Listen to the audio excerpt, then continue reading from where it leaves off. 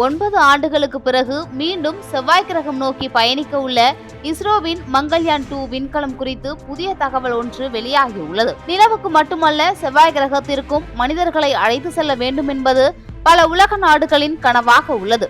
அதனாலேயே தான் செவ்வாய் கிரகத்தில் ஆக்சிஜன் உற்பத்தி செய்வது, தண்ணீர் கிடைப்பதற்கு என்ன வழி என்ற ஆராய்ச்சிகள் ஒருபுறம் தொடர்ந்து கொண்டே வருகின்றன. இன்னும் ஒரு படி மேலே சென்று பூமியிலேயே செவ்வாய் கிரகத்தில் இருப்பது போன்ற அனுபவத்தை விண்வெளி வீரர்கள் பெற ஏற்பாடு செய்துள்ளது. முக்கியமாக வரும் 2030இல் செவ்வாய் கிரகத்திற்கு மனிதர்களை அனுப்ப வேண்டும் என்பது நாசாவின் கனவு திட்டமாக உள்ளது.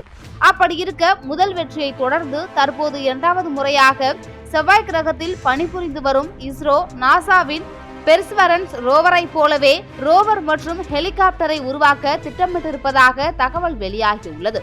அதோடு ஒரு சூப்பர் சோனிக் பாராசூட் மற்றும் செவ்வாய் கிரகத்தில் ரோவரை நிலைநிறுத்துவதற்கான ஸ்கை கிரேனை உருவாக்க பணியும் திட்டமிடப்பட்டுள்ளதாக தெரிவிக்கிறது.